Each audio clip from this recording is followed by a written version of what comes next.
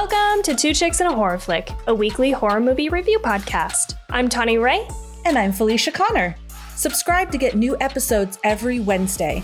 We dive into trivia, drink a little whiskey, and of course, give our no BS opinions. Join our Discord server or message us on social media to talk all things scary. And if you like the show, consider supporting us on Patreon.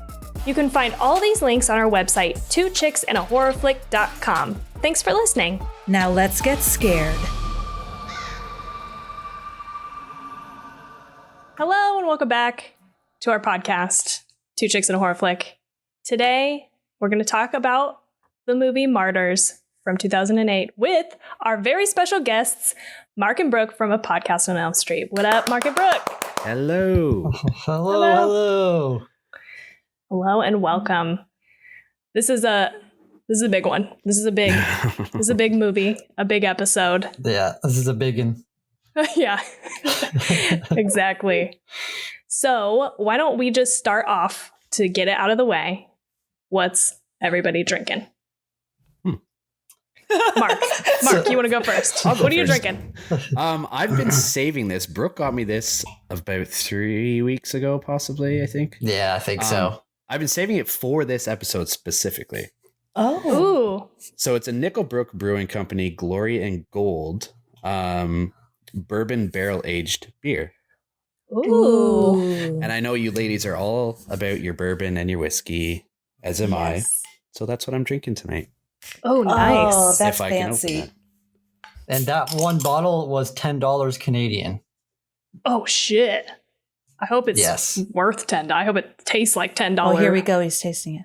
Here we go. Okay. Yeah. There's a lot going on. It's like that meme of the girl like drinking the one drink, the White Claws. Yeah. I don't know, man. I don't know. It might have to grow on you? It has a taste to it. Yeah. Well, that's not always bad. Brooke tried it on one of our episodes, and I think you said it had like a really big kick of bourbon, and yeah, I got that. I got that. And it's bad? That's not good? It's very citrusy and just not a taste I was expecting. Yeah, that's how I felt too. Weird. I am drinking a Caesar, and it is basically a Canadian version of the Bloody Mary. Oh, what makes it a Canadian version? So instead of tomato juice, they use clamato juice, which is clam juice and tomato juice mixed together. Dude, Jade loves these. It's like one of his favorite things to drink ever. ever. That sounds so good. They're very good. I didn't realize it was a Canadian thing. I don't think it is. I'm just kidding. Yes, it is. I don't believe you. Totally Give us kidding. that glory. I totally believe you. It's a joke. Felicia, what are you drinking? This is not exciting. I'm drinking water in a beer cup. Hey, at least it's in a beer cup. Yes. Yeah. And that's only because I'm still taking medicine for my jaw. So yeah. Sorry guys. But I'm really energized and excited. It's good. Now I wish I had whiskey because you brought that, but I drank the rest of our whiskey last night, and so I just have a Truly. Nice. Yeah. Not very winter. I don't know. The guys was my summer definitely drink. win. Yeah, for sure. It's not Truly. it's not a competition. Come on. Truly in a water. This is good. We're some basic bitches over here with our. At least you won't wake up with a hangover, though. Yes. That's true for Felicia. Yeah, maybe not for me, not for Tawny. So do you guys want to just give a little shout out, shamelessly plug your podcast for anybody who doesn't know about you guys? I mean, we talk about you, so I'm sure people have heard of you through our podcast, but just in case they haven't. Yeah. So like the two chicks have already said, we are the podcast on Elm Street. I almost forgot our own name right there. We are two Canadian dudes that just love horror movies, and every week we pick a different movie to discuss. And we try and keep it a little bit what's the word that I'm looking for? Like not as mainstream with the movies. A lot of our movies are lesser known, and we're trying to bring them more out into the open, I guess, because there's a lot of hidden gems out there that a lot of people don't realize. Yeah. But Yeah. yeah, we release an episode every week and just have fun with it. It's great. It's so much fun. Thank you. Yeah. How long have you guys been doing it? Sorry. That was such an awkward way you said that. It made me giggle. Well, I mean, if it's Mark, it's about 2 minutes, you know. Wow. Giving away the secrets. That is what I meant. Doing each other. Yeah. Yeah. Just over 2 years now, though. Okay. Oh, cool. Because I was gonna say, is it the same amount of time as us? But I think I'm mixing that up with maybe Horror Movie Crew because we started right at the same time that they did, and I thought maybe you guys started at the same time we did too. But yeah, we got in veterans. Yeah, I was just gonna say, Yeah, we got in there right before the COVID, podcast emerged. So yeah, the wave, yeah, the COVID wave. yeah. We also, just for the record, we did start our podcast during the COVID time, but we had planned it really before. It wasn't like a COVID thing. It was a thing where we got together and like, we're going to do this, and we did it. It wasn't like, man, I'm bored. Maybe we should do a podcast. I don't even know what the COVID podcast is. And for some reason, I felt like defending us. Yeah, no shame if you started a podcast. I know. COVID podcast. I offended everyone who started podcasts in 2020. I'm sorry. I didn't mean to. At least people were spending their lockdowns creatively. Hell yeah. Yes. Hell to the yeah. So Ken, how about what do you guys have coming up in the coming months? We don't plan ahead very often. A lot of our shit is kind of just off the cuff, and like we plan it a week ahead, unless we have guest spots coming on. But this season, we're in season 3 now, so this season we've really wanted to take a focus on our villain face-offs. So every month we're going to be doing a villain face-off where we take a villain from one movie and do a whole episode on it, and then the next week we do a villain from a different movie, and then we like kind of face them off to see who would come out victorious if they were in a fight together, I guess. And so that's basically our big difference for season 3, I guess. Do you talk about it at the end of the episode, each episode? Like if you have a pair, do you talk about it at the end of each or the end of the second one? So each character is like in their respective episode, and we talk about each one at the end, but then at the end of the second one, we put them both together. Gotcha. Okay. Oh, gotcha. Okay. I don't know. The Brooke, face off. Yeah. Do we have anything else? Really? Or? Not really. I don't think. We're trying to do more Patreon stuff. We're going to be recording an episode hopefully soon, just with our like most anticipated of 2022, and I want to do some like watch-alongs or something like that. Ooh, like yeah. a live commentary or something of some movies. That'd be fun. But it's been hard to do that just because I live far away and he has 2 kids, so it's hard sometimes. But yeah, we feel that. It's like the scheduling of it is difficult. I'm just going to ship my kids off to military school and then I'll have all the free time I need. So they're not as excited about it, but I am. I'm going to be on their episode doing audition. So I'm pretty stoked about that. We're excited. Sure. No, I'm just kidding. I can't wait for that. She's like, what do you have coming up with me? No. Yeah, no, I'm very excited because I still haven't seen it. And I know you guys talked about it a lot on your recent recap of 2021. So I'm very excited to finally watch it. Nice. Oh, I'm excited for you. Yeah, I'm halfway through the book right now too, because I wanted to compare them. The book is very boring. Okay. right now, anyways. I'm only halfway through it, but it's well, I mean, you guys already know how the movie goes, but Brooke doesn't, so I'm not going to spoil it. But I mean, it's a slow start to the movie, right? So yeah. Oh, I was going to ask, does it kind of follow very closely to the movie? Yeah. Oh. So like translate the movie to the book, and that's basically. Oh yeah, that would be very rough to read. Yeah. Not as bad in movie form, I don't think, but no, yeah, because you have the visuals going on. Yeah. Okay. Tell us what's your favorite episode you've done? You can pick a couple if you want, but just like a couple of your favorite episodes that you guys have done on your show. I'll let Brooke answer that first. Okay. It was hard to pick, but I had to go with our episode on the movie Dead Dicks.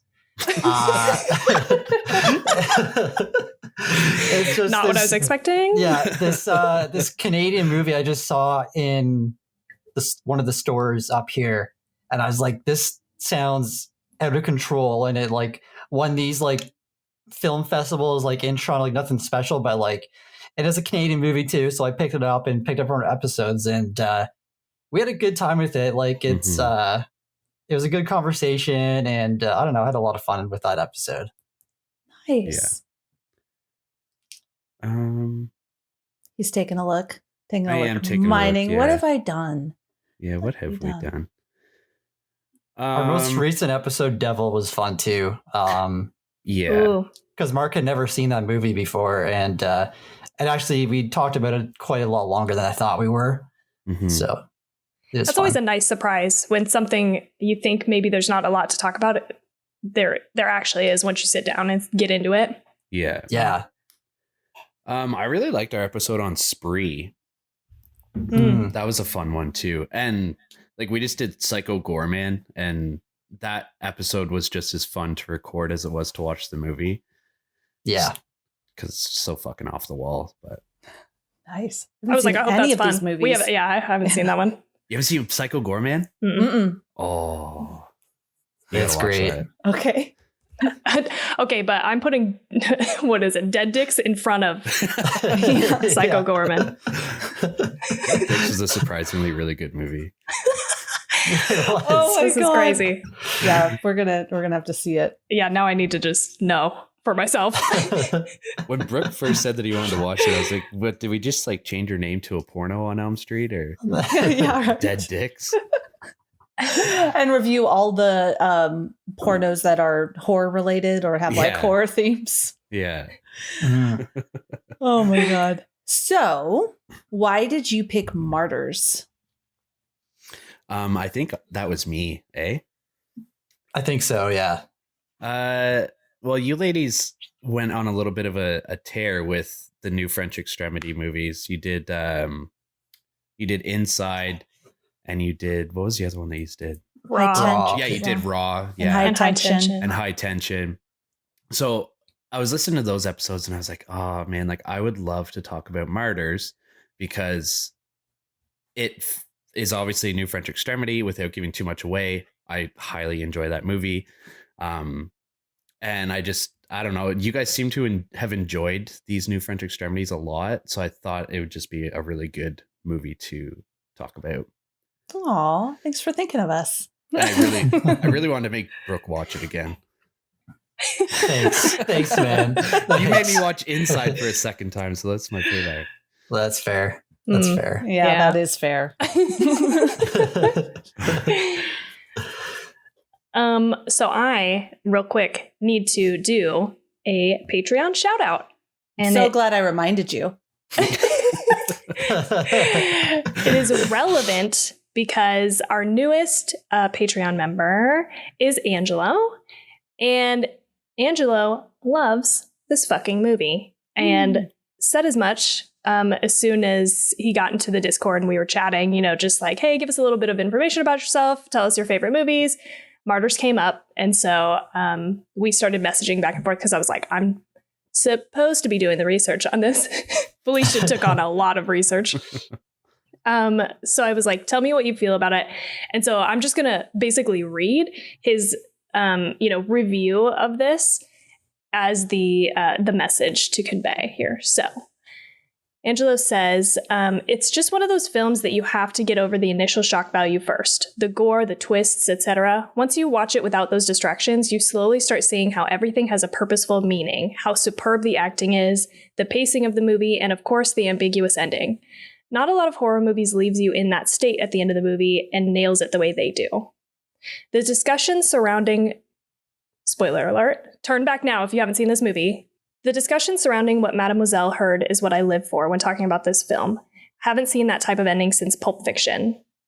Also, what the movie tries to tell you about revenge, love, compassion, and many more complex human emotions. It can mean so many things depending on the viewer's character, and I think that's what makes this film so special. Nice. Excellent. Wow. So thank you for that awesome review of this hot take, I guess. I don't know if that's technically, I don't know if a hot take has to be short. I don't know. Who cares? I'm bending the rules. But thank you so much for your support of our podcast. And that was beautifully said. Mhm. Yeah, there's Definitely. a lot of layers. So many that I feel like if I dedicated an entire 6 months, I still don't think I would be able to uncover all of the different ways of looking at this movie and themes and deeper meanings and stuff. It's on its own level. And so I feel we're going to probably barely scratch the surface here in our conversation about it. I like that he mentioned like about the ending because it could mean so many different things the way that it ends. And like on my initial watch a couple of years ago, it ended and I was just like, what the fuck was that? Like, how did they end it like that? And then in every watch since then, it's just been like my wheels have been turning in my head of just different scenarios and reasons why it ended the way that it did. And it is one of those ambiguous endings that just leaves so many questions, but so many topics of discussion for scenarios like this, like with us talking about it. Yeah. Like there's 4 of us here and we could each have our own interpretation of what the ending is. Yeah. I have like maybe 6 myself. Okay, are we ready to jump into it? Yeah. Let's do it. So we're talking about Martyrs, obviously, the 2008 French-Canadian film that lands itself under New French Extremity, which I felt like was interesting. I saw maybe, I don't know, a little bit of back and forth on if it counts or not, because it actually was Canadian, but it's in French. So Just I don't not know. French. Right, not Canadian French, not France French. Yeah. The director is Pascal Laugier. I am going to butcher all of these French names, and I just apologize in advance. Please, if anybody knows how to actually say these, let me know. I looked up what else he had done, and I didn't recognize most of it, except for Incident in a Ghostland and The Tall Man. Have you seen Incident in a Ghostland? No. Brooke hates it. I love it. Oh, that one. Yeah. I don't hate it. I just, it didn't get me like it got you. I just recognized it. Like I've seen the poster in the movie places. So yeah. The cast, again, gonna butcher these names. I think it's Morhana. It's a J. Morhana Aloui as Anna. Mylène Champenois as Lucy. And Catherine Beijing? Beijin. Felicia, you probably should have done that because you know some French, right? Yeah, but yeah. Oh, I'm fucking it up. As Mademoiselle. Okay, so IMDb gave this a 7.1 out of 10. Rotten Tomatoes gives it a 64%, and Letterboxd is a 3.7. But 82% of Google users like this movie. I feel like Google is where people go to just like movies. You know, I feel like the scores are always higher on the Google users. And it was like 2.8 million euros, which came out to about 3 million in a budget. The box office was 1.1 million. Well, I don't imagine it would be played at very many theaters. No. No. I don't even think it got a theatrical release here in the United States. So I dared it. I know that the DVD and Blu-rays are banned in like region 1, which would be us, I think, like North America. they're banned? Because I've tried to buy them and it's impossible to Really? buy it. Yeah. that's I crazy. can buy it from overseas, but then I don't have the regional Blu-ray player to play it. Whoa. Weird. Mm-hmm. Never even considered that. I couldn't even like rent it, anywhere like on Apple TV or YouTube or none of the places where I usually go for my movies. What the hell? How did you watch it? Yeah. effedupmovies.com. Yeah. Oh, wow. I just watched it on Tubi. I watched it on Amazon Prime. Okay. I did see that it was on the American Tubi. Yeah. I should have just used a VPN and watched it. Yeah, I didn't even think of using my VPN for that. Interesting. It was very easy for me to get a hold of it. I've watched it several times now. If you're ever looking for a website that has fucked up movies like this, effedupmovies.com is very good. I kind of thought that was a joke. I didn't realize that was real. It's legit. No, it's real. Okay. Last year, kind of like same with you guys this year, I've never watched any of these movies, like French extremity movies. So I always not really liked gore that much. And I just decided, I'm going to watch these movies, and I watch, Martyrs, Inside, the same ones you guys did. And I loved them. Yeah. Which one is your fave? Oh, yeah. Ooh, probably High Tension, I think. Okay. Just because the gore in it isn't as bad, I think, as this movie, and Raw's not bad at all, I don't think. I think High Tension, just because of the twist in that I did not see coming, and yeah. I'm sorry. Who is banning? I'm sorry. I just when you said that the banned movies and you can't get them. Is it just the leaders of where you live? I sound ridiculous, but they just don't want you to watch those movies. They ban them for everybody. I don't know if it's, I think it's just the distribution of the DVDs and stuff. Our stores can't sell them or anything like that. We can't get it on Amazon, Canada's Amazon or anything like that. What the hell? That's so crazy. Weird. Yeah. We live in communist Canada. I was just, I was wow. Even when I looked up this movie, I have recommended for me, what's the one? A Serbian film. I'm like, fuck, I'm not watching that. I'm not watching that. No. I already told Tawny I'm not watching that. She wants to watch it. She can watch it with someone else. And I don't have a desire to watch it. But I was like, because I've also heard that one is obviously very difficult to get a hold of. It's banned in a bunch of places. And I was like, it's right there. I could watch it if I wanted to, which I don't. That movie, I watched it once because I didn't believe the hype. Everyone's saying, it's the worst movie you could ever watch, blah, blah, blah. I was like, fuck, yeah, right. And then I watched it and I was just I was physically sick to my stomach watching that movie. Oh, God. Okay. And I refused to watch it again, talk about it on anybody's podcast or anything like that. There's no way. Yeah. Yeah. Martin Scorsese could say, hey, Felicia, Tawny, I really want to interview you guys, have a conversation, but it has to be on the Serbian film. I would decline. Yeah.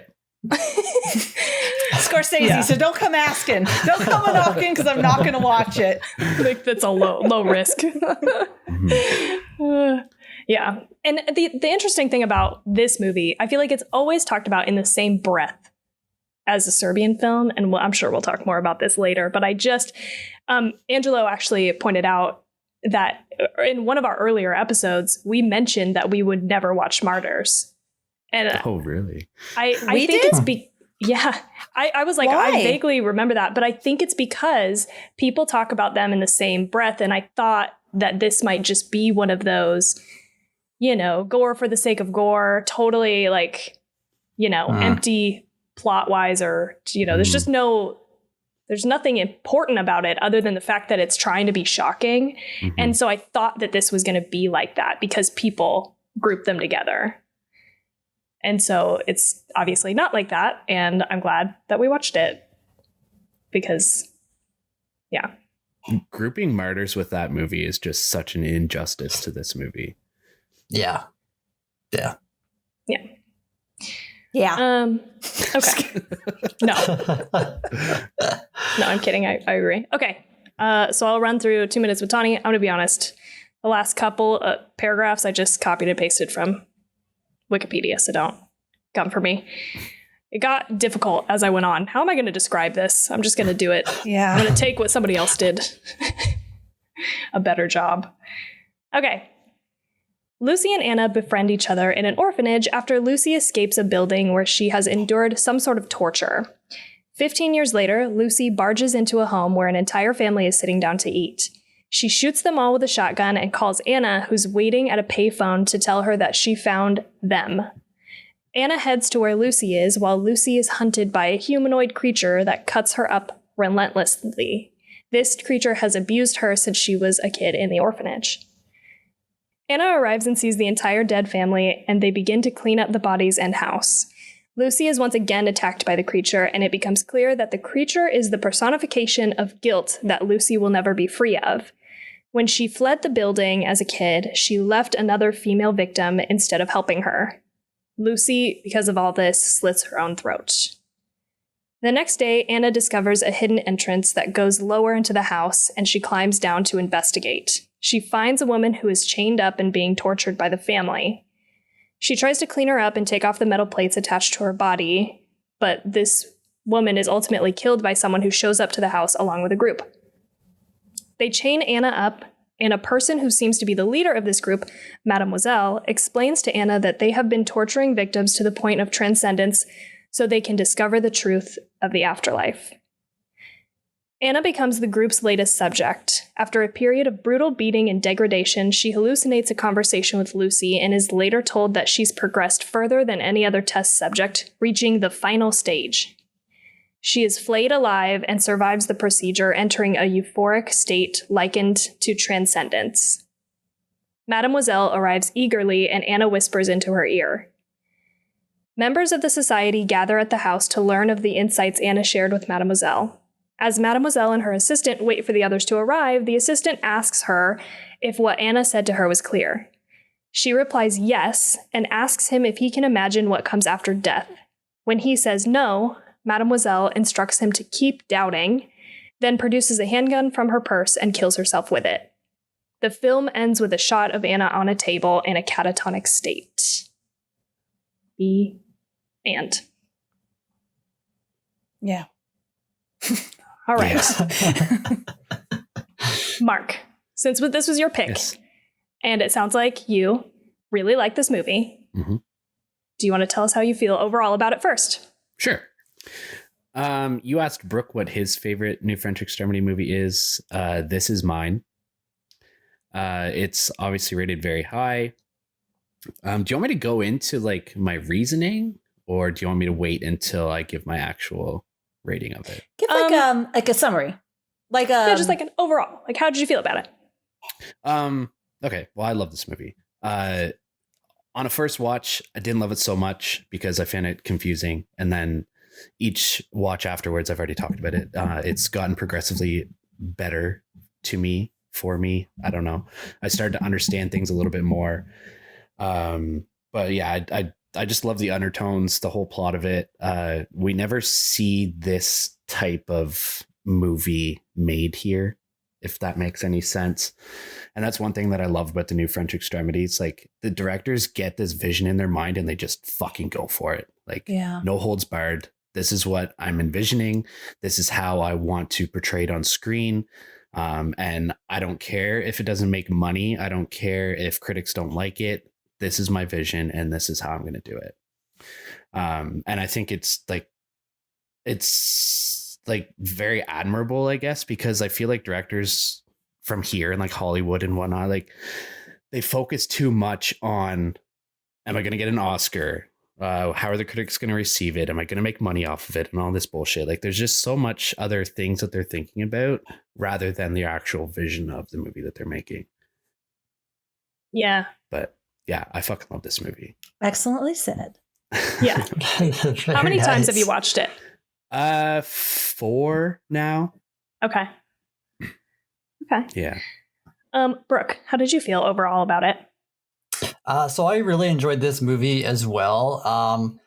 I think that, like, I kind of got duped with like the French Extremity, because you think that it's like, oh my God, so gory and whatever, but then really watch it and they're really, like, some of the gore is over the top, but even in this movie, it's really not as bad as it's perceived to be.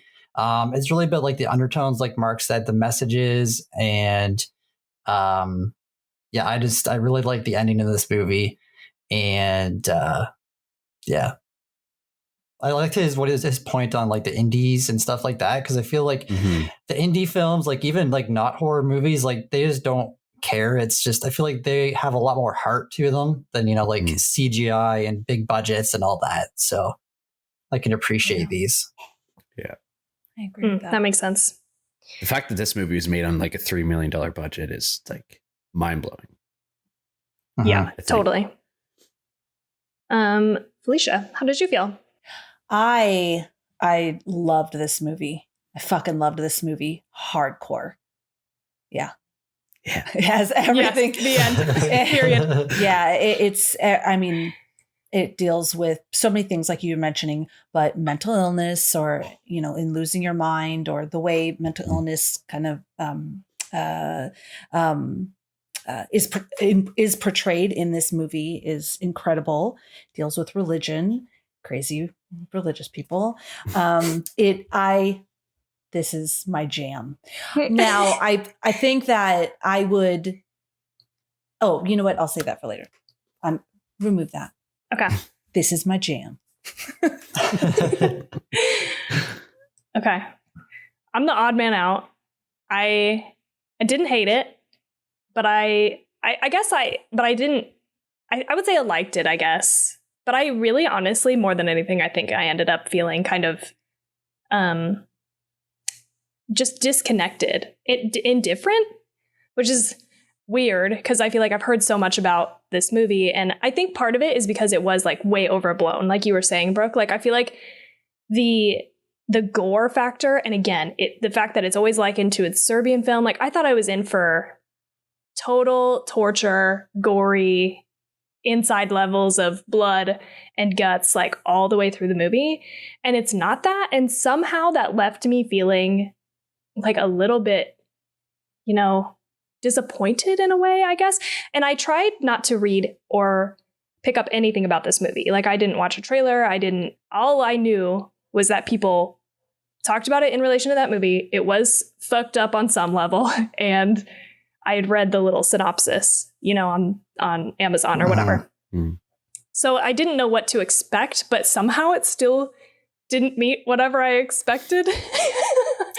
And so I'm like indifferent. I'm here to be swayed. I feel like I really want to like this movie. I feel like on paper, I should like it when you look at other things that I like and the themes and stuff. But for some fucking reason, it just didn't connect to me on a deeper level. And like, I can't help but feel like as I read and listened to people talk about this movie, like maybe I am just not smart enough to pick up on all these levels of, it's not like I hated it, but there were things that I saw on the surface level, but not on a deeper level. So that's kind of where I landed.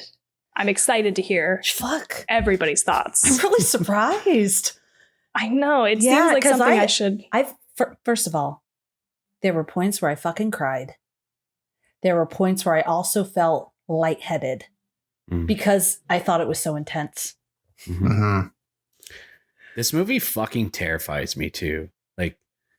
Like her manifestation of her guilt and whatnot, like that character fucking so good. Terrifies me. That is, so scary. My first time watching it, I was like that stereotypical, like my fucking face was up under the covers and shit. I was like, oh my God. That part where she's at the top of the stairs was fucking amazing. Because the shots before that, I feel like are real quick, like you don't really get a good look at her. But that's when you finally, like, they don't cut away from it for a long time. And it looks so good. You guys, we have a mission. We have to get Tawny on board, even if it's just a point higher of whatever she's planning to score it. We got a big night. Lots of pressure.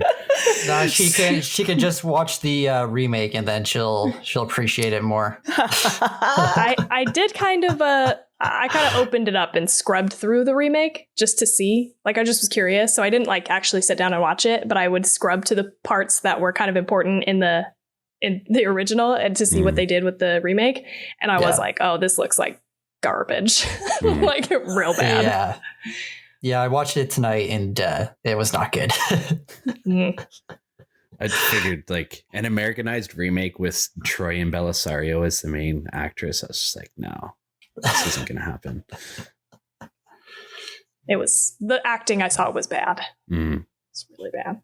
Brooke, you agree? Yeah, it's pretty bad. Yeah, and just I did not like the direction they went in.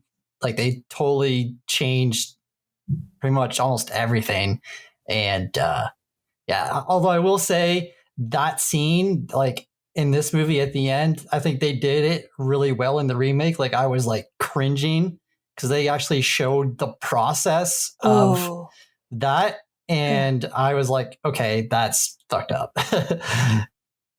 I was scared they were going to show the actual ripping off of the skin and was grateful that they didn't. Mm-hmm. Yeah, they did in the remake, but the rest of the movie, it was barely even anything at all in it.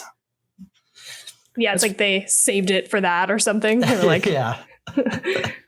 That's one question I had. Like, would you not die getting flayed alive? I was think. thinking about that too.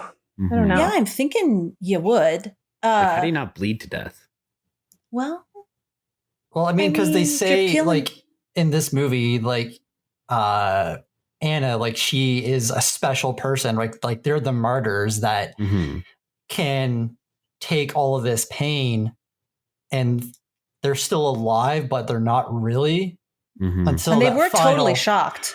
Yeah, until that final moment, whenever they see whatever they apparently see. I mean, think of that Buddhist monk who sat in the middle of the road, lit himself on fire, and sat there. Like he didn't even scream, he didn't move. He's just sitting there and burning. Like fuck, Yeah, that's incredible. Yeah, it burned on the stove, and I'm like crying. It's painful so bad. It's just this like next level. Mm-hmm. That's a good question. Okay, I'm going to start with that lady that you guys were talking about, the personification of guilt, or the woman who was inside of the, in the room that she didn't rescue. I loved this so much. Well, first of all, I totally agree with all of you. That was terrifying character. Just the way, like when she was under the tub and her arms and her, she was scary. And it was terrifying. So it was relentless. And she would physically like cut her like constantly. It was, so before I really knew when this started to happen, I was like, oh, wait a second. Is this like a supernatural element to this film? Like this beast is cut, she's cut. So this is happening. Then I started to wonder if she was doing it to herself. And so then when you actually see that she is cutting herself, I absolutely loved this. I loved how they depicted self-harm and someone self-harming them because they're feeling guilt. So I know there's different types of self-harm. I think it was, I think it was The Secretary with Maggie Gyllenhaal. I think, but there was a movie and there was a girl who would self-harm, would cut herself, but it was like really organized. She had a little kit and she did it in a place where you couldn't see and it was all organized. So me growing up, I had experienced self-harm, and it was definitely like Lucy, where it was, I just loved how it showed these moments of calm. And then these moments where the guilt or the shame, all of it, the trauma, all of it just becomes so overwhelming that like the only thing you can do is harm yourself in, such violent ways. And I just thought it was really fucking beautifully done. And especially I think, well, at least I won't speak for everybody, but as it got towards when you finally realized she was doing that to herself, I kind of figured she was. But then seeing her and no one there and her cutting her arms, oh my God, it was, in my opinion, so fucking powerful. And I thought they did just a beautiful job of showing that, like you guys were mentioning, the shame, the guilt, the trauma, and how that is like becomes a literal monster that you can't control. And I just loved it.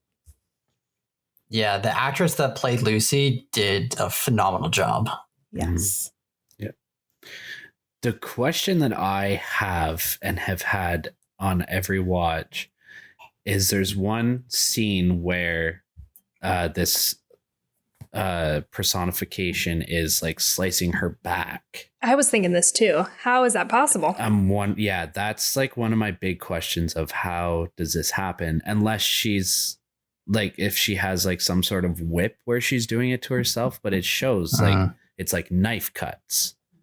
So I don't understand how that's happening. What type of a knife did she use? I mean, you She could was take using like a box cutter. in that. She used a box cutter on her arms. Yeah, I don't know. Maybe. Yeah, that's true. But I do have to agree with you guys. That's what made me think it was a monster at first, or like a supernatural thing. Mm-hmm. I guess if she has like a big like 12-inch blade or something, she could do it. But yeah, I'd have to agree. I'm not sure if she has a long knife. She could do something like that. I don't remember like what.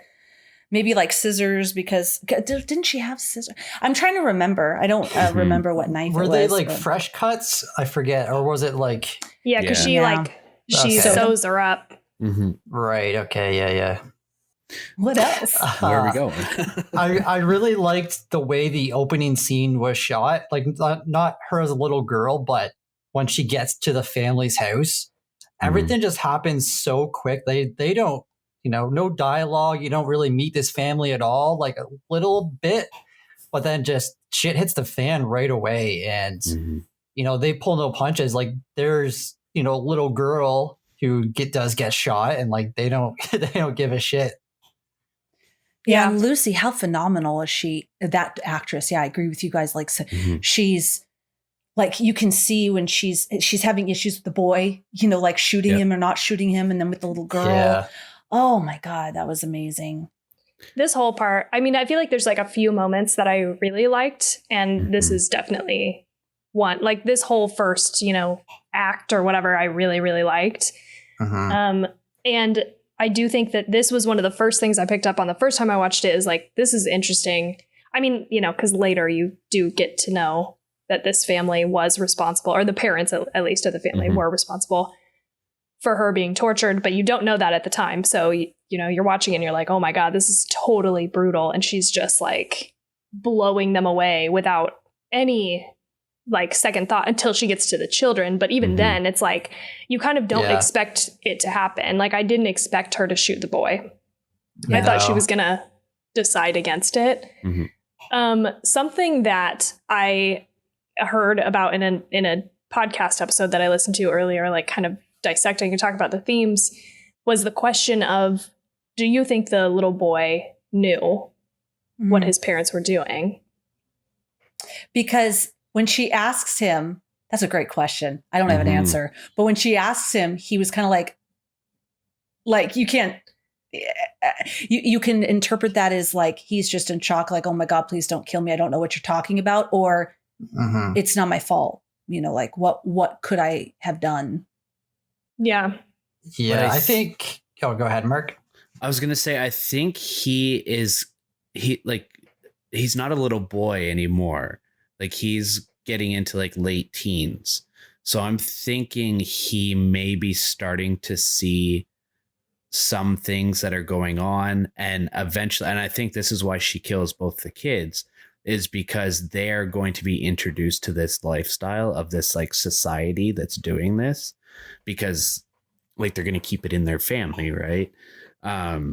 So I think he, like, let's just say the coming of age is like 18 in this society. So if he's getting up to that age, they might be grooming him to get him into this role. So he might not know the full extent of everything that's going on, but he might know that there's some fucked up shit that's happening. Yeah, why do you keep climbing into the TV with a shake, Mom, every morning? Yeah, I was going to pretty much say the same thing that Mark did. Like, he's kind of innocent, but not really, because he may not have known that was her whenever she was a kid. No, he was probably the same age as her, or even maybe a bit younger. But now, obviously, they probably know what's going on because it's in their backyard.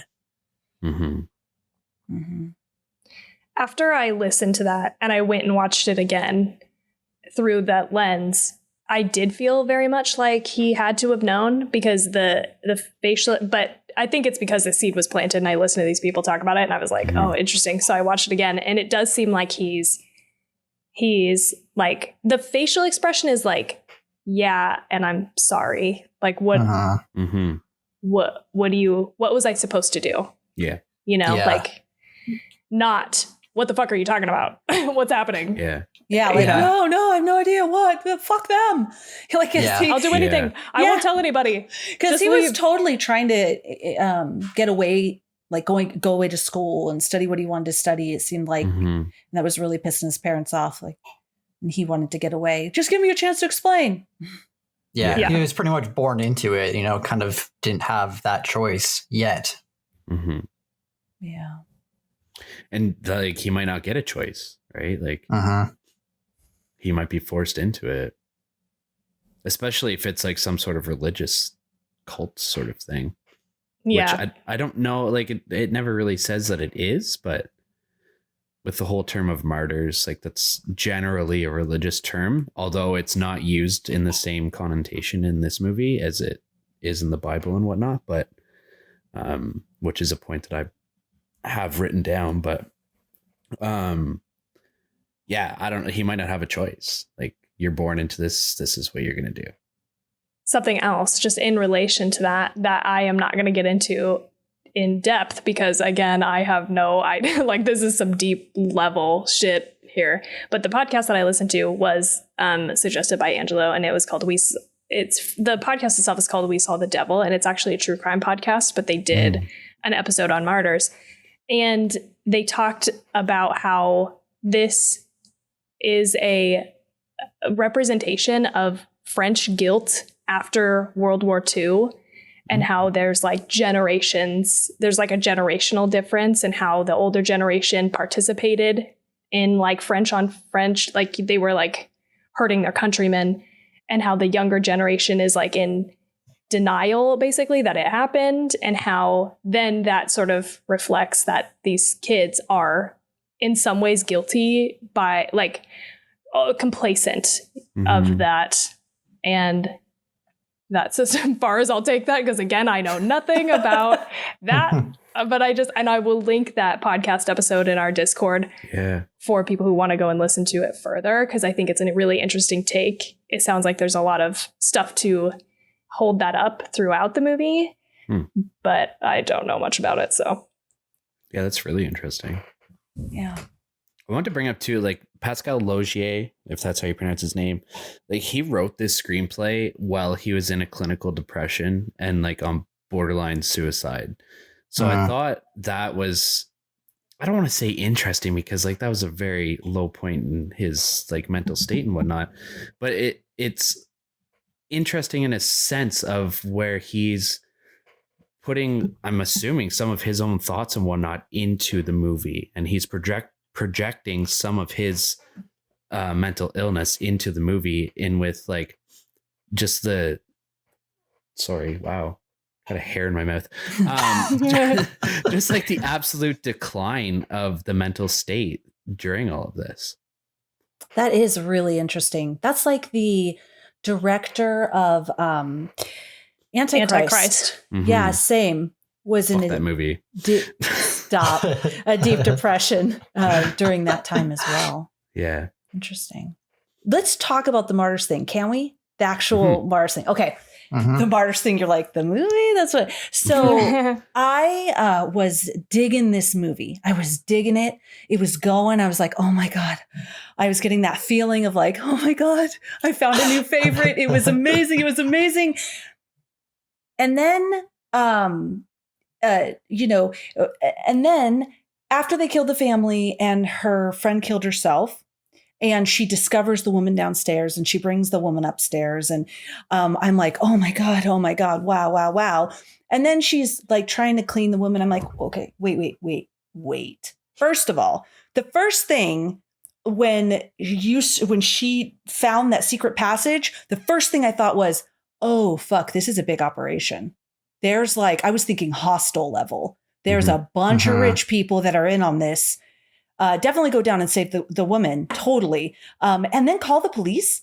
Like, just call the police. And because you could say, this happened to your friend. She went to get revenge. I got here late.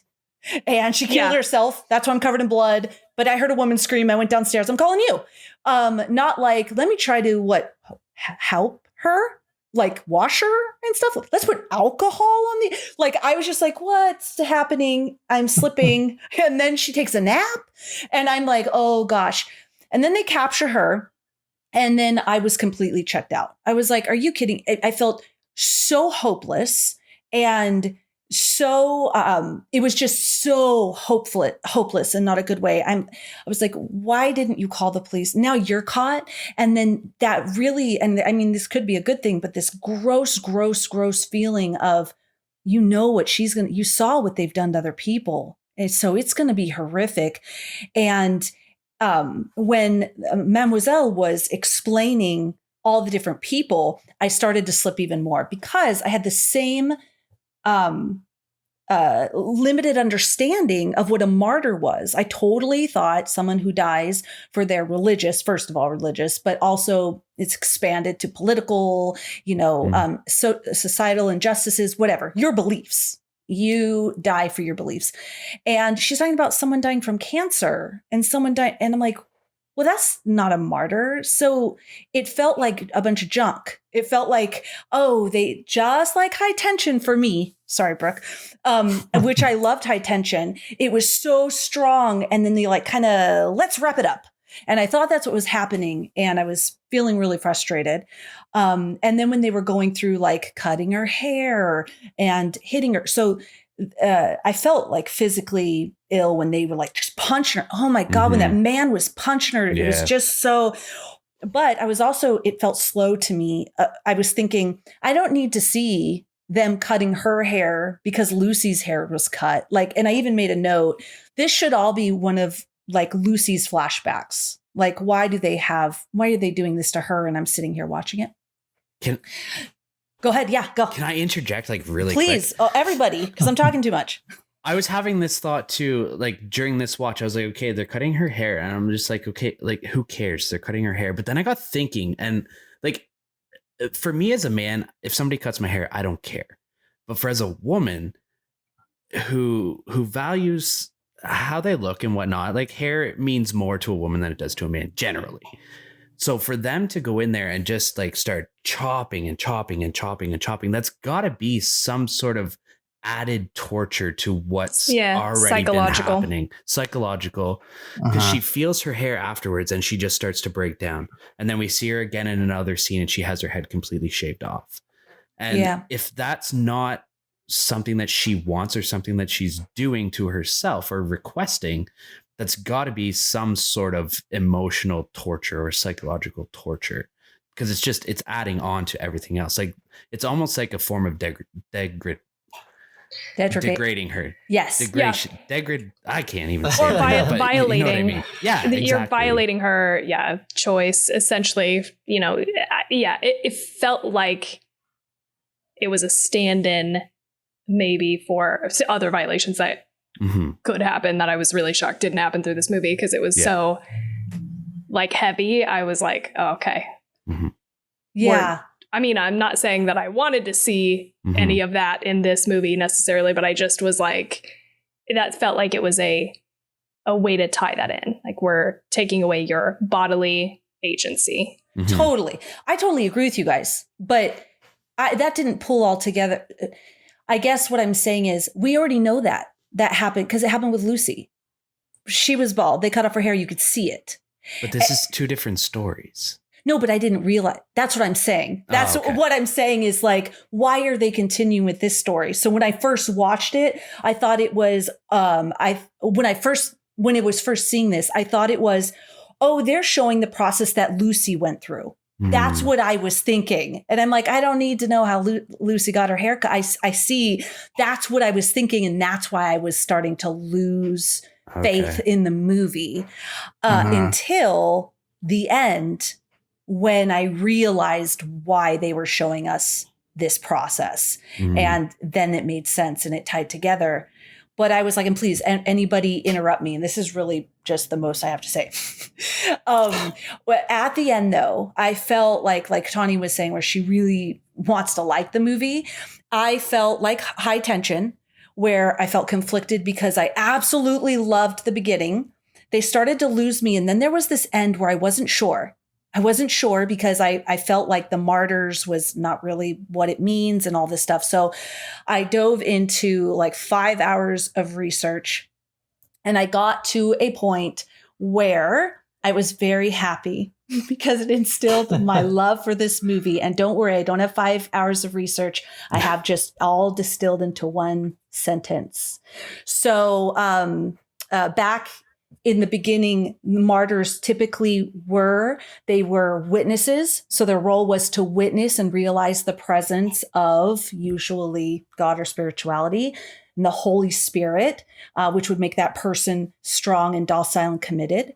As a witness, then you would give a testimony, and the testimony is a solemn attestation as to the truth of something. And typically martyrs, or before, that's all it was. Martyrs were not killed. But what happened over time is with Christian martyrs is typically when they would witness and give a testimony, they were killed for those beliefs. So that's when it took on that you die for your beliefs, but that wasn't always the case. And in other religions, I forgot what the religion was called. It was like I forgot what the religion was called, but also in some pieces of Judaism, that's what a martyr is just being a witness and just living a life that is, full of, God and bearing testimony to that. So after hearing all of that, and also I'd researched self-mortification because I kind of had an idea of that, but wanted to know more. And so what they're doing is they are self-mortification is when, like you're talking about the whips and stuff like priests and stuff, but that's what they're doing. They're purifying the body from its sinful nature to sanctify the body and make it holy, make it a vessel for the Holy Spirit, which is the Holy Spirit is what brings down, enters the body, and so that you can be a witness and so that you can testify. And so when I read all of that and I pieced it all together, I was like, okay, so it wasn't just I'm going to throw this word in here and I'm going to do this and I'm going to do that. So the pictures that she showed, if someone had died of cancer, it was the suffering that they were able to experience, that ecstasy, become a witness because of the suffering. So it wasn't necessarily they were dying for a religious belief or something like that. So that's it. I think that's where like my confusion came from on my first watch too, is whenever she's showing her all the pictures of the people and she's like, look at their eyes, look at their eyes, look at their eyes. And their eyes are always looking up. And I'm just like, okay, like, are they looking up to God? Are they looking to heaven? Like, what is this? But I think it's just this representation of them just completely like losing their mind. Like their eyes are just like rolling back into their heads. It's got nothing to do with them looking up. It's got everything to do with them just completely, they've lost their mind. They're gone. Yes. So in it, she says that she has she has experienced, you heard me, her state of ecstasy lasted for 15 minutes. So when you're in a state of ecstasy, you are in an altered state of consciousness. And it specifically says that it's greatly reduced. All external awareness is completely removed, and it's all internal, mental, spiritual awareness when you're in a state of ecstasy. So that's totally what it is. Not necessarily that they're looking up, but that everything on the outside is completely, they're not aware of it at that moment. One thing that kind of bugged me with it, because like they're trying to get, these testimonies or whatever. And she tells Anna that they've only gotten 4 people in 17 years or however long it was. And usually it only works in like young ladies. But like the lady that she finds, she looks like, she's in like her 30 or 40s, like the girl that looks like the guy from Star Trek. Are you mean the woman chained up downstairs? Yeah. Well, So she hasn't experienced it though. But if they're trying to get her to experience it and they say that it's only like younger ladies, why are they still doing this to her? Do they think it's going to work maybe for her, I guess?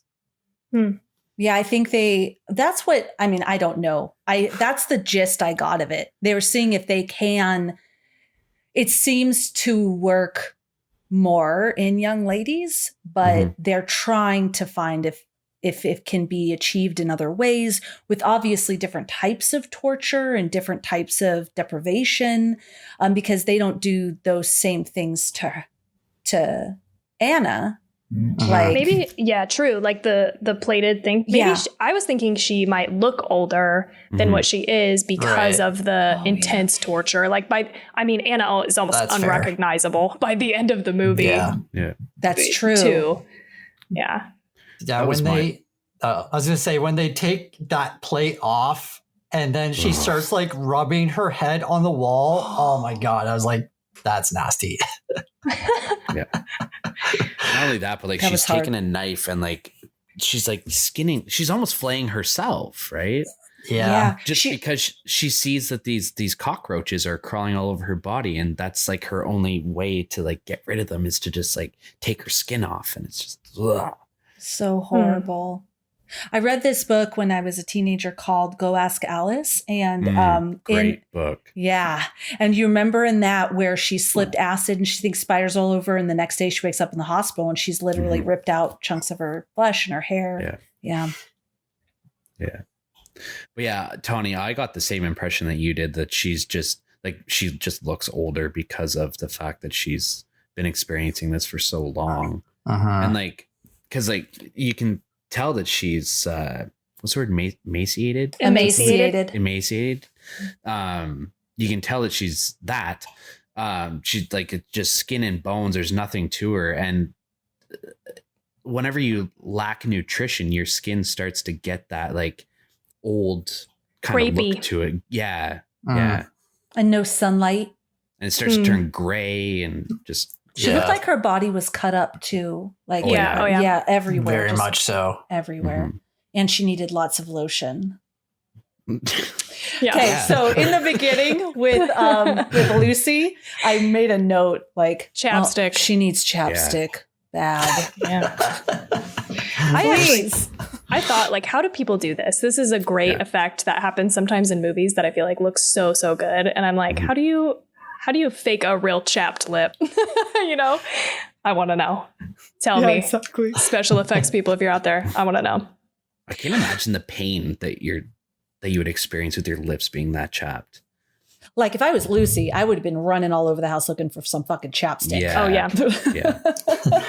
constantly applying chapstick. I did laugh very hard at the one part whenever she's like cleaning up the chained lady and she's about to put like alcohol on her cuts, and she just like pauses for like a minute and is like, where do I even start? Yeah. Yes. Just literally dump it over her. First of all, who does that? Who takes a person in that state of disrepair and goes, let's get the alcohol? You've been tortured for 5 years, and I'm going to torture you even more right now. I'm going to disinfect you right now. I'm a little afraid to touch you right now, so I'm gonna put some alcohol on your body. I agree, Felicia, with what you said earlier. This is where I got a little lost. Like after all of the initial family stuff and Lucy dying, like all of that, I felt like was really good and juicy for me. And then I just got totally lost. And it was like, because I felt the same way. If I stumbled across somebody in a basement chained up, this is fucked up, but it's true. My first thought wouldn't be like, let me help that person. My first thought is, I have no fucking clue how to help that person. Let me call the cops or something. Like, I don't even want to let that person know that I'm here, because I don't want to give them false hope or something. Like, and you don't know what the hell's going on down there. Like, this could be a trap for you. The whole thing, I don't know. I just would be like, I'm getting the fuck out of here. I'm not going to like leave that person to just die and rot in that basement, but I'm going to go get somebody who can help instead of myself, because I have no fucking idea what to do. Yeah, I'm thinking if I had the keys like that, I feel like I would have unlocked her. Maybe not. I can see what you're saying too, Tawny. Like, just go get the police. Either way, the police are being called, because I can't. I'm not the person that's going to be able to handle this. Yeah.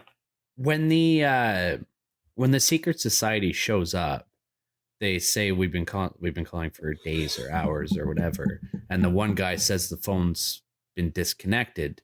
Did he mean that it was just pulled out of the wall, or did they cut the cord? I can't remember. She left the phone off the hook. That's all it was. Oh yeah, that's true. Okay. Yeah, when she was on with her mom. Yeah. Okay. I want to say one thing, because we were talking about the eyes, and I just had this in my notes. In philosophy, testimony is a proposition conveyed by one entity, and it's either through their speech, writing, or facial expression.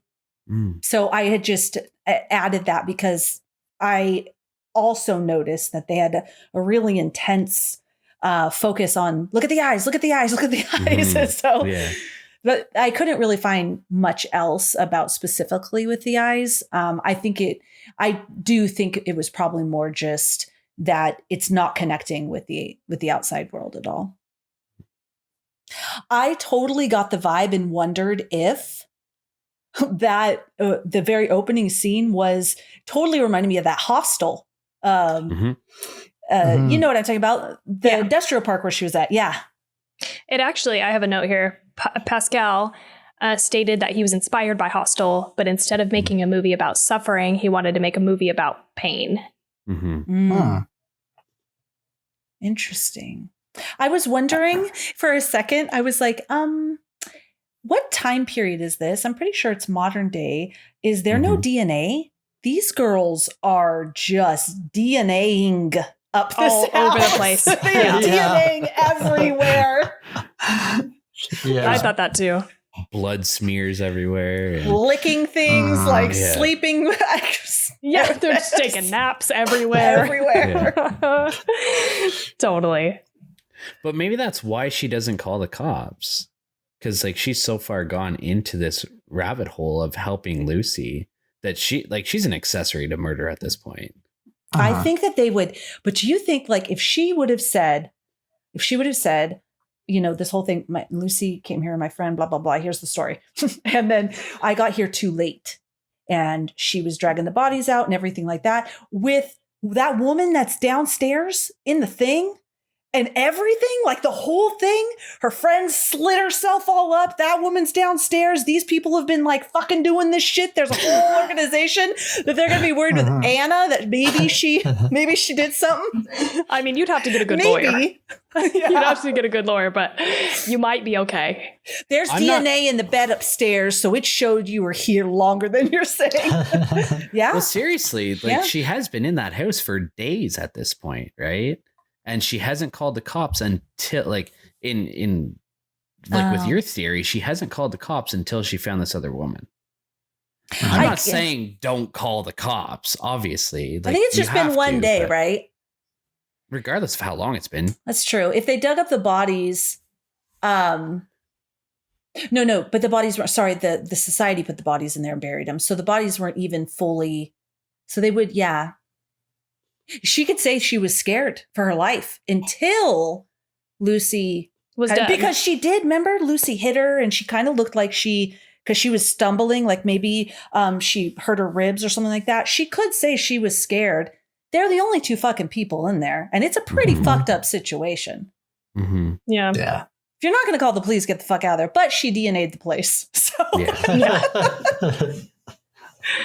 I was the whole time they were cleaning it up. I was like, what are you going to do? What? This is even with two of you, like, and then there's no urgency to leave the house at all. Right. No. That's like, yeah. I'm going to call my mom. I'm going to cry to her. Yeah. Why are you using the phone to call Don't your make mom? the call. Yeah. Jesus. Phone records. Come on. Not that these are organized career criminals or anything, but you know what, Tawny, you're right. And I'm going to shut up, guys, because I want you to talk. I was just very excited. I don't even know if I would have went down that. If I found that thing that led down into this basement, I've been like, oh shit, this is some fucked up shit. I'm getting out of here. I don't know. I don't think I would have gone down. No. Because what if I got trapped down there? I don't want to have that thing put in my head. No, thanks. But I do think that that's a major turning point in the movie because I do feel like for me, it was a roller coaster of a movie. I was all over the place in terms of what was happening, what I thought might be the resolution. And I felt like I was watching like at least three different movies at different points. I was like, there's the beginning part with the family and, this is about like trauma and not being able to, move beyond how that affects you later in life. And then it's like she dies. Now we're in the holy shit, torture porn part of this movie. Totally different. And then there's the society, the religious group and their cause and what is happening there. It's there's a lot of ups and downs, and I felt like that was fun. I didn't hate that. Like, I liked the ride of it. Mm. Mm-hmm. Where do you think the balance is in the scale of Anna being Lucy's friend or just feeling bad for her? Like, do you think it's kind of equal or what? Or even loving her, right? I mean, she tries to kiss her when they're moving bodies around. I'm like, Oh, yeah. this is not the most romantic moment in the world. I literally said, please don't. I thought these girls were going to start making love in this. And I'm like, fucking not the time right now. Yeah. That's a good question. I think that I agree with Tawny. I think she loved her, and whether it was a romantic love or that was just confused in the moment because of all of this shit, she definitely loved her. And I think though that she was starting, this is how I saw it, and I've only seen it once. She's starting to worry and doubt because clearly Lucy is cutting herself, and there's not a beast because she can see it, even though she's not around actually majority of the time, but this is going on their whole lives. You know, she's probably starting to have doubts that there's actually a woman that's chasing her and cutting her everywhere they go. And seeing these children killed. And I think that's really what really hit her, was seeing the children killed. Like, what am I a part of? We don't even know for sure if this is the person. Like, what do I do? Because I love her and I care for her and I'm worried about her. Obviously something happened to her. She couldn't have made that up. They saw the place that she was kept. So something did happen to her as a kid. And she's starting to worry and doubt, like, how much of it is just like Lucy is losing her mind because of it. And that moment where you realize, like, oh no, she didn't, like, she was right. It was these people. These people are the one who tortured her. Like, that is, it's a major pivot point where you're like, holy shit. What do you guys think? Because it seems like whenever Anna first gets there, like, she is really against all of this. And it kind of seems like she has no choice to do it at first. But then I think she does start to kind of feel bad for Lucy because she realizes that this monster isn't real. It's just all in her head. So she, like, does feel bad for her. But I think she, at one point, she does realize that she maybe is, like, going too far with what she's doing.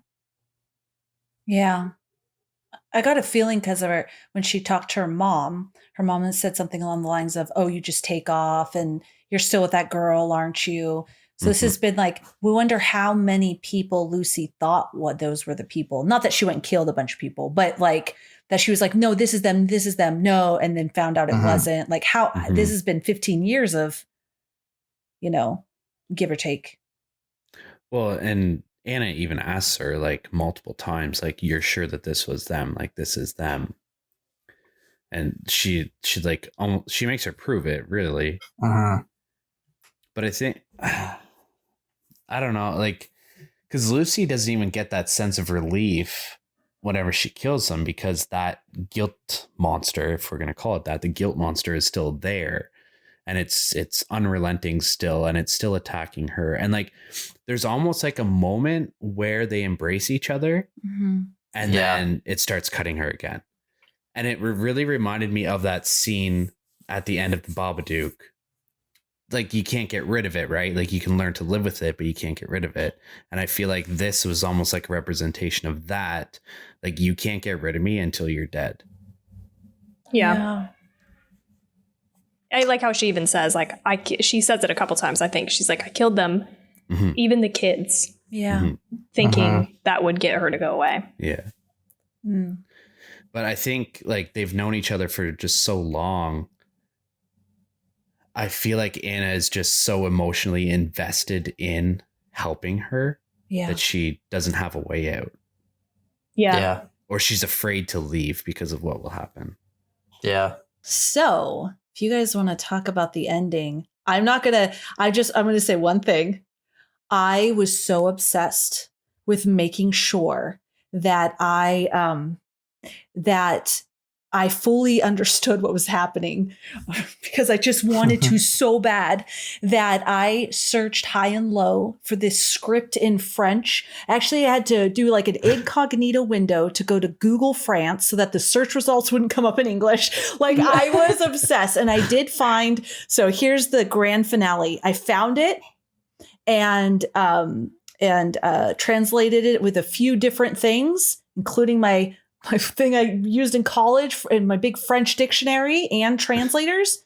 It was pretty spot on with the translation or the subtitles was pretty spot on. There was a couple that it just was worded better than I think the translation, but it was like not a big deal. I'll tell you, like, it was actually just one thing, and it's so not a huge deal.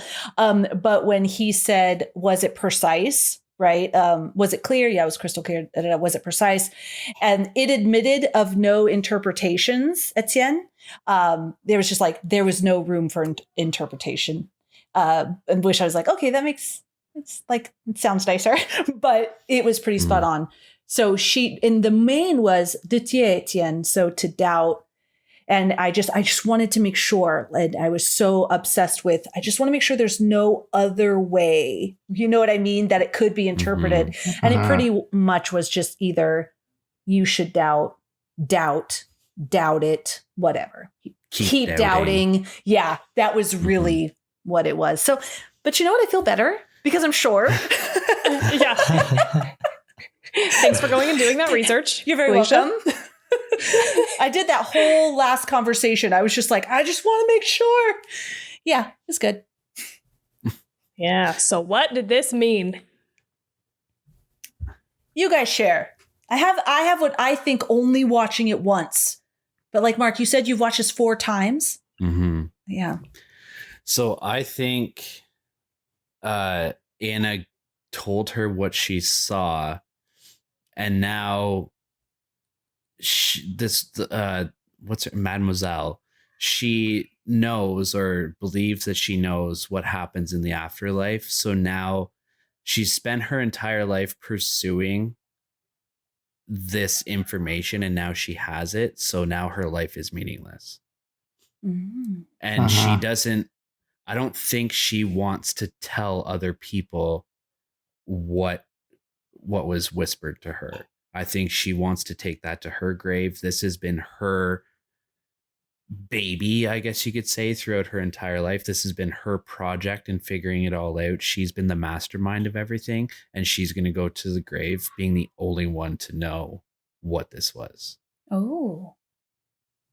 In that podcast episode, this is not my original thought, but they talked about that, and it's not something I think I would have ever come to on my own as a conclusion, but it's like she's sparing the rest of the group to not have anything to live for anymore. Like, because now she knows, and she's like, if I tell everybody and they know, there's nothing to pursue. See, and life becomes meaningless. I took it as more of like a selfish thing. Yeah, it could be. I need to listen to this podcast episode because I'm very interested to see what their whole thought process is on everything. But I took it as more of like a selfish thing. Like, I know this and nobody else is going to know this. Yeah. My first watch, that's how I took it too. And I think this ending kind of makes up the second act for me, because the second act is kind of a bit meh and slow. But this ending, it's so good. And I love the ending. But my first watch, I thought the same as Mark, but this second watch, I think maybe like Anna just is like a big like fuck you and just makes up something entirely, maybe, and whispers it to her, and it's just like, you know, ends it like that. I toyed with that idea too, but I don't know if she's in enough of a mental state to be able to do that. Yeah. I have highlighted here in yellow. What I put is, I think that she found out there was nothing, and that's why she kills herself, and the truth dies with her, and that the reason she told him to keep doubting is because through doubting you still have hope. That's what I put here. That she saw that her whole life's mission was in vain, that there was nothing after, So she kills herself so she is not expected to share with anybody, and inspires him to keep doubting so that they have hope. That's what I put. There was a couple, the other is that she found out there was something after death and wanted to get there sooner, but I didn't think that was. Yeah. Why do you think that's not a? Well, I mean, I guess it could be, and she wanted to get there sooner, but I guess I didn't pick up on that selfish, because she seemed kind of endearing to Etienne. I didn't pick up on the selfish piece, so that made me think that she would want to share if there was something amazing. Maybe she would want to get there quicker, but why not share with all of the people that she's been doing this with? But maybe it's because she was like, yeah, fuck all you guys. It's awesome. I'm headed there. You guys can wonder. That could be. I personally think it was that she was protecting them by encouraging them to still doubt. And then, I mean, imagine all the fucking people she's killed and everything. And there's like nothing, or I don't even know. But that's where I get the selfishness from, is because like, if she doesn't care about all these people that she's tortured and killed over the years, like, why does she care? Like, I know that these other people are like within her circle, but it's just that type of person. I don't see that type of person as being like an endearing, loving person who cares about other people at all. Yeah. Like, I feel like each one of her people in that society served a purpose. Do you think those parents loved their kids? Loved their kids? Yeah. So you said? Yeah. They seemed like it. Yeah, I would say so. Because they were the ones physically going down there and hurting that girl. Like, Mademoiselle was kind of far removed from it, right? It was happening, but she wasn't actually doing it. Mm-hmm. So you could totally be right. I was just like playing devil's advocate that she may not care, like she's super loving, but may, have a connection with her own people that they're doing this shit with. Mm-hmm. That's what's so good about this movie, is that there's no concrete answer. What do you think, and we'll Tawny? never get an answer. Oh, yeah. Except Tawny has it. I'm just kidding, Tawny. What do you think? No, I don't have, I think on my first watch, I just assumed, like she saw it, she told her, and I wasn't sure what to think. Like I just don't think I was able to work through what was happening. So I had to listen to other people's interpretations. And it does seem like there's so many, it's either that she told her nothing is there, and so she kills herself but you would think if that's true, she would continue to live, because if there's nothing, you have but you lose the sense of purpose, right? Or there's something, and then she's eager to get there. Yeah. Or she lied, like you said, Brooke, like maybe she just didn't tell her anything that was, in relation to what she wanted to know. Maybe realized it was a fool's errand. I don't know, but so I don't have an opinion, really. Mark, you're tweaking my brain, and you're not even saying anything right now. You're just looking at me. You're tweaking my brain, because that could fucking be. That could be. What if? Because here's a new thing for me. It's probably been said, but what if she got the answer, right? And she wants to get there, but she doesn't want this to end, because she's just, this is depraved. She doesn't want this to end, because what would it be? Would everybody then downstairs that's chilling start killing themselves? And then so they could go to, maybe she's like, I'm going to keep this one for me, encourages Etienne to go tell everybody to keep doubting. So they're going to continue this work, but I'm going to go and whatever it is. It's like, everything, her life's work will be done. It's done. Yeah. Well, it's done for her anyway. But it's almost like the people that create this that just create destruction and mayhem, and then just peace out, and they have nothing to do with it anymore, but they know that their memory is going to live on, or their legend, I guess you could say, is going to live on because of all the shit that's continuing to happen, or that has happened. So it's almost like she can die happy knowing that she's created this sort of chaotic atmosphere and this whole Yeah. society. Legacy. Yeah, so legacy. instead of everybody going, yeah, let's just kill ourselves because this is what you could find and it's done, she's encouraging the legacy to go on, but she's got a ticket. She's becoming a martyr herself as well. Yeah, that's what I thought too. When I was like, maybe she's the martyr. You know, when I was likening it to dying for your beliefs. Mm-hmm. It's like one of those. It's like, oh, maybe it's not Anna. Maybe it's her. Mm-hmm. That's some shit though, because she didn't fucking have to suffer. I was going to say anything. that. Yeah, she didn't have to go shitty. through any of the pain to get that answer.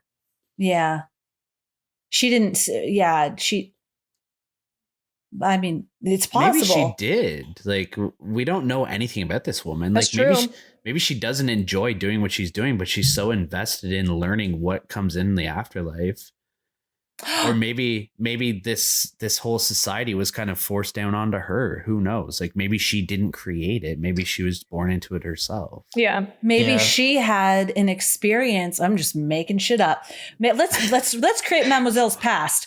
Maybe she had an experience of ecstasy, because a lot of people did. They did not die.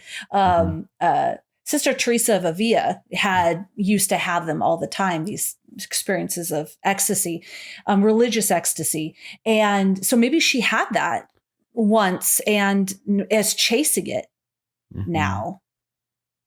Yeah. Yeah. I think this is where she says that there's been 4 martyrs in 17 years, and Anna is the first one to actually relay what she saw. Mm-hmm.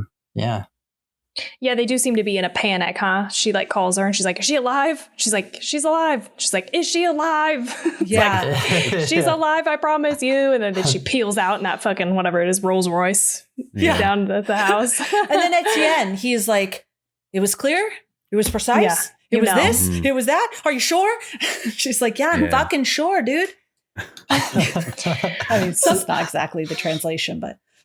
Something that I feel like I did start to think about the second or whatever time that I watched it is because you see with Anna and her acceptance and how, I mean, I haven't done a ton of research into this. Jade is super into like Zen type stuff. So like I hear a little bit of this like through him, and I could be connecting that in this moment, but I feel like sometimes there's this idea of enlightenment and how that relates to just acceptance and how suffering in itself, and this is like an Eckhart Tolle thing, which I have listened to his I was just books going to and stuff. say that. Yes. Yeah. Is the, resisting what is, what exists. So this is my only original thought, I feel like, on this movie and the themes and stuff is there is this moment of Anna accepting with Lucy, with her hallucination of Lucy, who just says like, it's okay, just let go. I don't remember exactly what she says, but it's something to that effect. Like, just accept what's happening. And she does. And that is what seemingly allows her to transcend. Yeah. And I wonder if that doesn't carry over then to Mademoiselle also, is like this, maybe without the torture, you can just accept what is. Like, we all die. And let me just go ahead and speed that up. Yeah. I like that. And I agree with you. I think that was totally what was happening there with that conversation about letting go. Because then you notice the woman prison guard lady became more tender to her. Like a little, it's not like she was a great woman, but she just was feeding her kind of, slowly. And it was just a little bit more gentle when she realized that Anna had just totally accepted the situation. Yeah. Yeah. She wasn't fighting back at all. Yeah.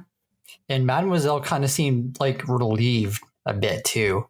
Like whenever she's in the bathroom, like, but to, kill herself, and just a totally different kind of tone change from before. She was kind of tense and kind of mean a bit. And then when she finds out, she's like relaxed, and maybe like a lot of like relief from going through all of this to try and find this one thing out.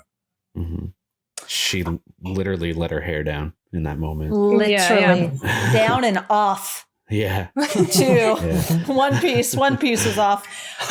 So, okay, and if I'm beating a dead horse, tell me to shut up. So when she asks Etienne, can you imagine what there is after death? Or can you imagine, what there is after death? And then he's like, are you all right? And she says, could you? And he says, no. And then she says, keep doubting.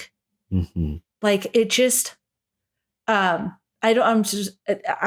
probably neurotic, but I keep No, I got really hung up on this too. I'm hung up on, can you imagine? Can you keep doubting? And did they mean like the doubt or keep searching? I wouldn't have been so hung up if they're like, keep imagining, keep searching, keep trying to find the answer or something. Like imagining and doubting, I felt are conflicting words. And that's why I feel conflicted myself.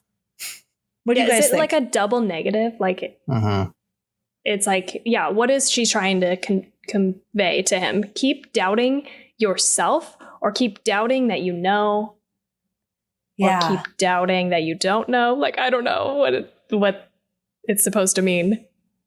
Yeah, maybe it's can you imagine what there is after death? I can imagine a lot of things. But do you know? Do you feel like you know what's after death? And no, I don't. Keep doubting. That's still, it just doesn't fit. And we might not discover it tonight, but I just wanted to bring that up.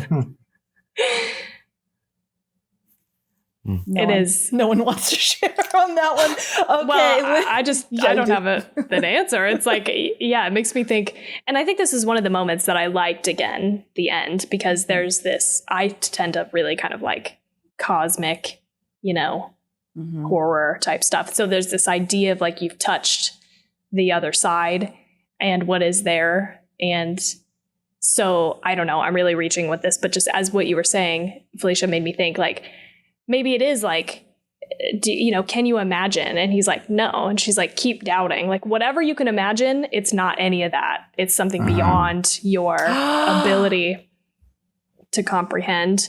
Again, I'm reaching here. No, fuck it. It's good. But I love that. This feels good. And I'm going to go with it until something else presents itself. I really, really like that. Yeah. Yeah, that's good. But then why would she kill herself? It's like, why would you be hurrying off to that? That seems like a bad thing. Yeah, I mean, that's kind of contradictory. Like if there's absolutely nothing, unless she does have any sort of like Marc and Brooke were saying, we don't know her past. Maybe she has suffered. Maybe she does feel guilty. And maybe she was trying to justify everything based on this thing.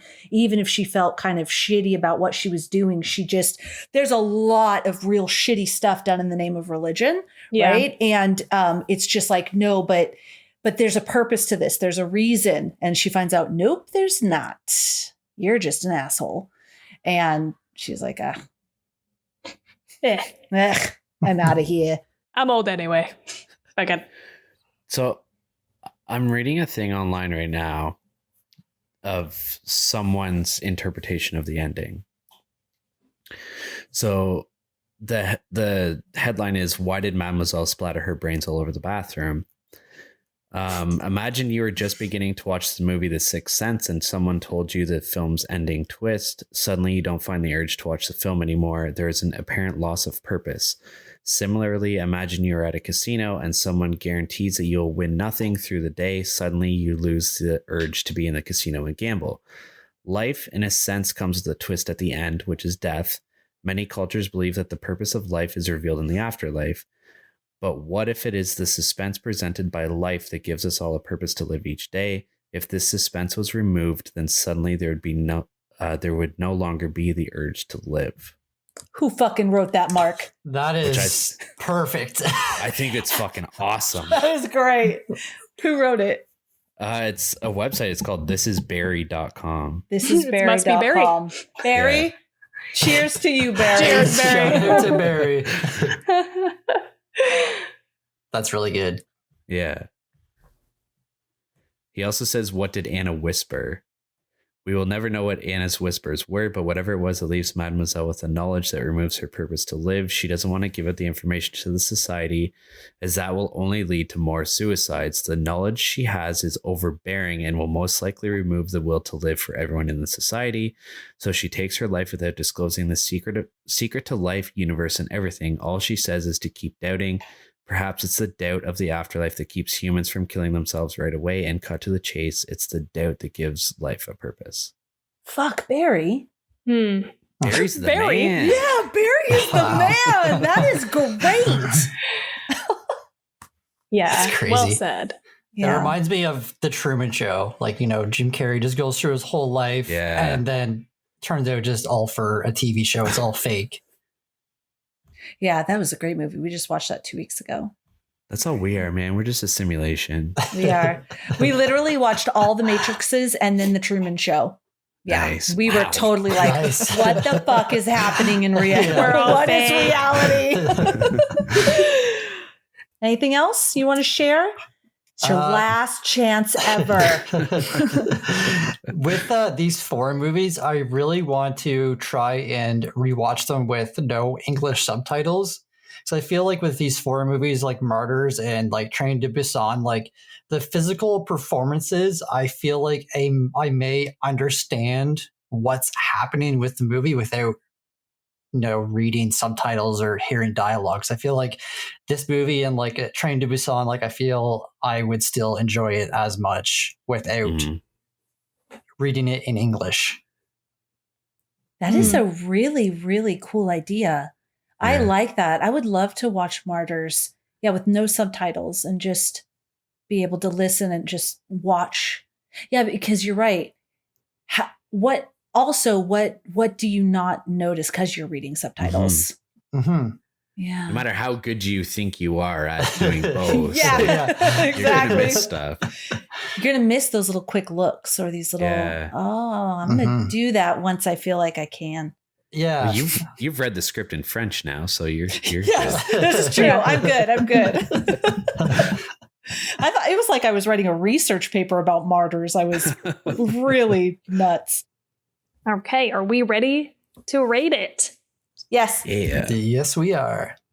Okay, let's let our guest of honor go first. Mm-hmm. Mark, since I keep making you go first, do you want to go first again? Sure. I gave this movie a 4.75. Oh, hi. Nice. Nice. I said it's not a perfect movie, but it's pretty damn close. It's an incredibly hard movie to watch, but if you can get through the violence and understand the true meaning of the movie, it makes it easier to see how brilliant it really is. So much thought was put into every single aspect of this plot, and the descent of madness. That was all. So much thought was put into every single aspect of this plot and the descent of madness that I can't even fathom what state of mind Pascal Laugier was in when coming up with the idea. Not to mention that this movie has stuck with me since a first watch a couple of years ago and absolutely fucking terrifies me every time I watch it. From Lucy's conjured up guilt monster to the real life monsters of the secret society, every aspect of this movie is true cold-blooded horror. My only issue, I've had some like little nitpicks here and there throughout this whole conversation, but like one of my big main issues is the sound design. I found that this movie had terrible sound design. Yes, I agree. The basses were like really overpowering and like the audio got crackly and all distorted and shit. And it just seemed like very amateurish in that aspect. To add on to that too, I feel like the music choices were so fucking weird in certain moments. Yeah. I was like, this is some stock music shit. Yeah. And I recognize that this is not like the biggest budget movie, but I'm just saying like, I don't know. It threw me several times throughout the movie. I agree. Yeah. I feel like, this movie could be a 5 for me personally anyways, or like a 4.95, I guess. If they got that score a little bit better. But 4.75. Very nice. Very. So I give it a 3.5 out of 5. I think that the acting is fantastic. The writing is great. The first and the third act definitely overpower the second act a little bit. It is a bit flat. And I do feel like this movie would give me a better score like during a discussion. Like this is a very good movie to have a discussion on. And I'm not going to let that affect my score right now, but I could definitely see my score raising with like more watches of this movie. So yeah, I gave it a 3.5 out of 5. Nice. I feel like we need that lull in the second act though. Like if this movie was like from front to back, like the first and third acts are, I feel like that would be too overbearing. Yeah. Yeah, I get that. And I agree. But I still don't love it. Like it is a lull. And I found myself getting so like just lost in that part. And I did feel very much like I don't want to watch this person just be tortured for like 30 minutes, even though I recognize that it is it's an intentional decision and you are along for the ride. And so you're being put in the position of somebody who's being tortured so that you also sort of get to why she lets go. But for some reason, it didn't work for me. Like I agree that there needs to be something, but it just didn't work though as it was for me personally. So what's your score? I think you should go first. Okay. I'm going to give it a 3. Oh, that's not okay. bad. It's not bad from you, especially Tawny. Yeah. It's not a bad thing. She just doesn't like score super high all the time, you know? Yeah. I feel like it's worth a watch, but I didn't like it as much as I did like Raw, High Tension. Like all of those I gave, I think, a 3.5. I'm just double checking over here.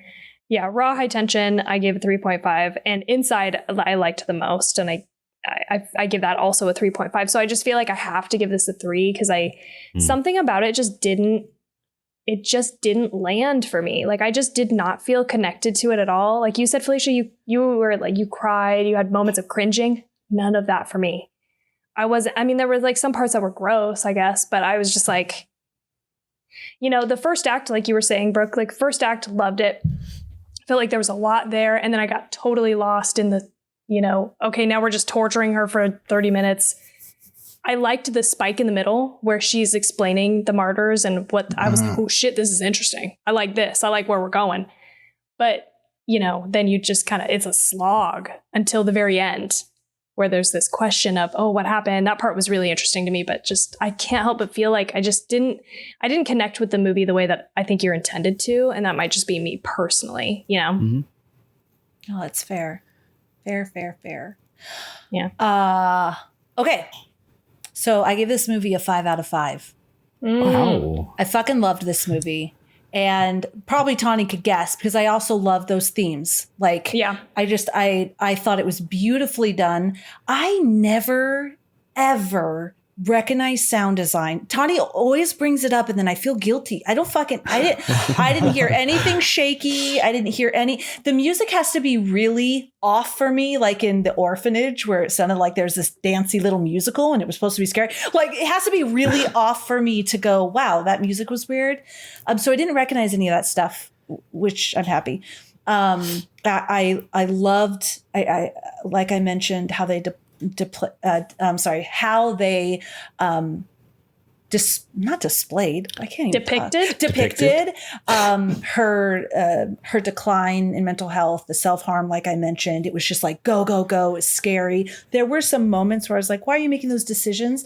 But then again, once I did all of this research and fully understood that, oh yeah, they're kind of following what a martyr is to the T, I had all that more appreciation and of course religion and like this like quantum and other, you know, universes and whatever it is. I love all this shit.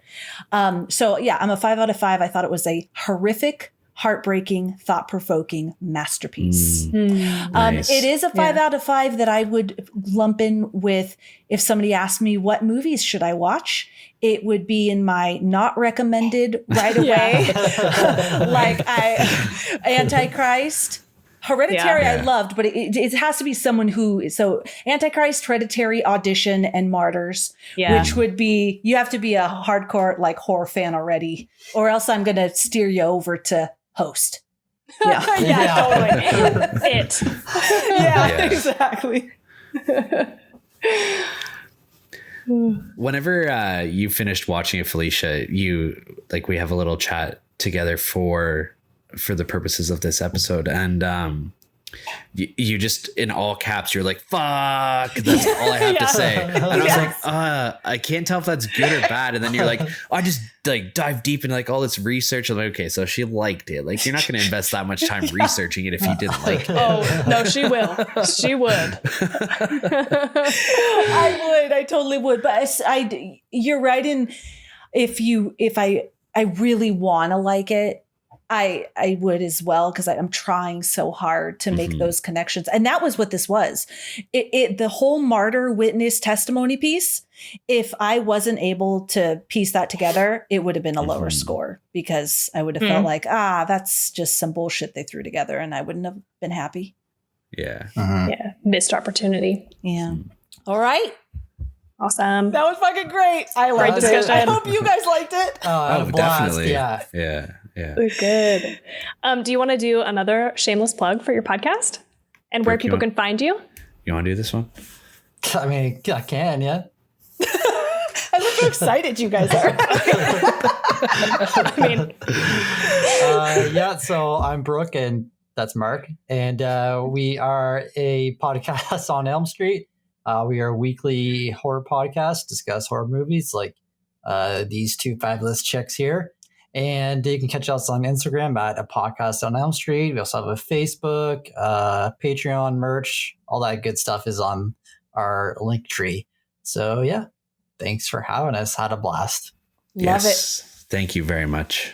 Hey, you guys, jump over to YouTube, and I have the shirt and I have the sweatshirt if you want to see. She's doubled up. It is. Doubled up. Legit. Really nice quality. This is my commercial. I love it. Those were our first ever designs.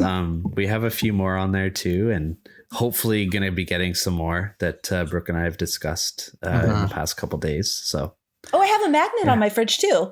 Yeah. Awesome. Thank you so much for coming on the show. Thank you guys for being on here. Thank you for having us. Yeah, thank you so much for having us. It was awesome. You guys are awesome. Definitely go check out their podcast if you haven't already. Thank you. And next week, we're going to be talking about The Witch. I'm excited. I haven't seen it, so we're going to be doing that. Oh, I'm excited because your reactions. This could be another Felicia 5 out of 5. I mean, maybe. You guys know me well. Oh God, I'm excited. Pagans. Yeah. I won't say anything. Yeah, don't say anything. I'm so excited.